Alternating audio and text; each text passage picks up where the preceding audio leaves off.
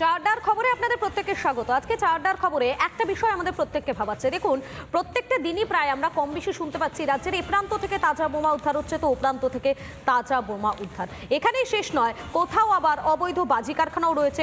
আগ্নেয়াস্ত্র সহ তো হর হামেশাই গ্রেপ্তার হচ্ছে রাজ্যের বিভিন্ন প্রান্ত থেকে, এবং এই ঘটনায় কিন্তু এই মুহূর্তে ভাবাচ্ছে আমার আপনার মতো সাধারণ মানুষকে। আপনি বাসে ট্রেনে হয়তো কোথাও যাচ্ছেন, আপনার পাশে যিনি বসে রয়েছেন তার ব্যাগে কি রয়েছে আপনি জানেন না, হঠাৎই জানতে পারলেন তার ব্যাগে হয়তো কোনো বিস্ফোরক ছিল বা কোনো আগ্নেয়াস্ত্র ছিল। এটা হতেই পারে, অস্বাভাবিক কিছু নেই। এই মুহূর্তে দাঁড়িয়ে রাজ্যের যা পরিস্থিতি তাতে অস্বাভাবিক বলে কোনো শব্দ বোধহয় থাকছে না। এই শব্দগুলো ধীরে ধীরে স্বাভাবিক হয়ে যাচ্ছে।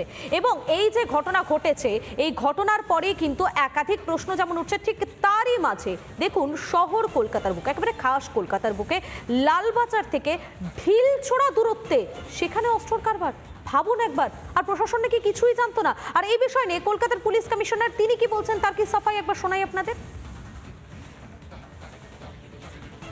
এটা তো যারা তদন্ত করছে, এসটিএফ ওয়েস্ট বেঙ্গল এই রেডটা করেছিল, ওরা আরও কাজ করছে এর উপর।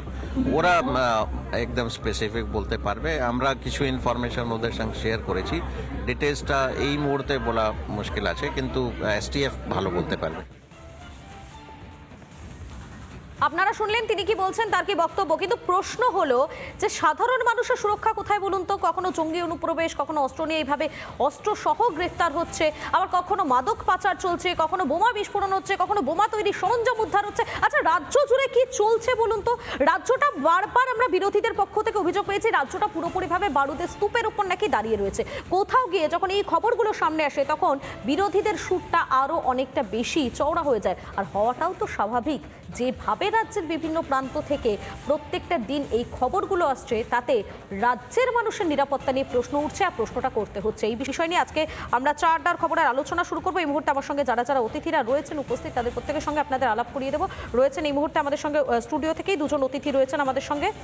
রয়েছেন প্রাক্তন পুলিশ কর্তা দেবাশিস ধর রয়েছেন আমাদের সঙ্গে, এবং এর পাশাপাশি রয়েছেন অধ্যাপক ঝন্টু বড়াইক রয়েছেন আমাদের সঙ্গে। আমি প্রথমেই ঝন্টুবাবুর কাছে চলে যাবো। ঝন্টুবাবু, রাজ্যের পরিস্থিতি দেখে কি মনে হচ্ছে বলুন তো? আইন শৃঙ্খলার ব্যাপারটা পরে ঢুকছি, প্রথমে বলুন তো সাধারণ মানুষের নিরাপত্তাটা ঠিক কোথায় থাকছে? সাধারণ মানুষ আদৌ কি নিরাপদ বোধ করতে পারবে? তুমি নিরাপদ, এটাই তো প্রশ্ন। রাজ্যের মুখ্যমন্ত্রী বলেছেন রাত্রিবেলা মেয়েদের কাজে বেরোনোর দায়িত্বটা তার নিজের, রেস্ট্রিক্টেড করে দিয়েছিল। এটা রাজ্যের পুলিশ মন্ত্রী, স্বরাষ্ট্রমন্ত্রীর একটা রাজধর্ম। আমি তোমায় বলছি রাজধর্ম, উনি তো হাত তুলে দিয়েছেন। রাজ্যের পুলিশ ব্যবস্থা দেখো, কাশ্মীরের পুলিশ, কাশ্মীরের ভারতের আর্মি কাশ্মীরে জানে তার শত্রুটা কোথায়। পশ্চিমবঙ্গের পুলিশ জানে না তার শত্রুকে, কারণ এখানে এই সন্ত্রাসবাদী কাজকলাপের সাথে যুক্ত যারা আছে প্রত্যেকেই তৃণমূলের সাথে শাসক দলের ঘনিষ্ঠ, এবং শাসক দল তাদের বাঁচিয়ে রাখে। তুমি বকটুইতে দেখো, বকটুয়ে যখন এত বড় ম্যাসিভ গণহত্যা হলো, রাজ্যের মুখ্যমন্ত্রী কি বলেছিল?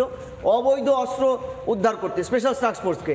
তারপরে টাস্ক ফোর্স অস্ত্র উদ্ধার করার পরে একটা রিপোর্ট প্লেস করে বলেছিল, ম্যাডাম আমরা যা উদ্ধার করেছি সেটা উপরে শাকটুকু, ভিতরের মাছটুকু আমরা উদ্ধার করতে পারিনি।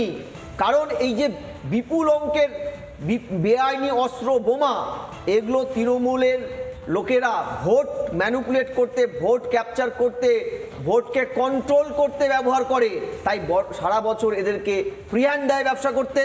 তুমি ভাবো, অস্ত্র কারখানা এই লালবাজারের নিকটে, অথচ লালবাজারে আমি যতদূর জানি স্পেশাল একজন অফিসার থাকে এই আর্ম এগুলোকে ডিল করার। দ্বিতীয়, এই আর্ম এত সোজা জিনিস নয়, কিন্তু তুমি যে দোকান থেকে আমের অস্ত্রের গরমিল ধরা পড়েছে তাদের ডে টু ডে রিপোর্ট দিতে হয়। যেমন বোমের ম্যাটেরিয়ালকে ডে টু ডে রিপোর্ট করতে হয় তার স্থানীয় জেলা শাসকের কাছে বা চিফ কন্ট্রোলারের কাছে।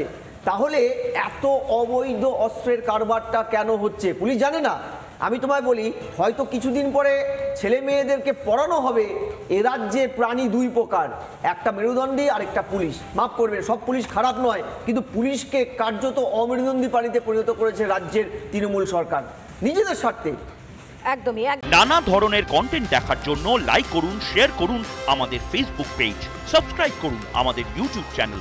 পাশাপাশি অন্যান্য ব্রেকিং নিউজের জন্য অবশ্যই চোখ রাখুন রিপাবলিক বাংলায়।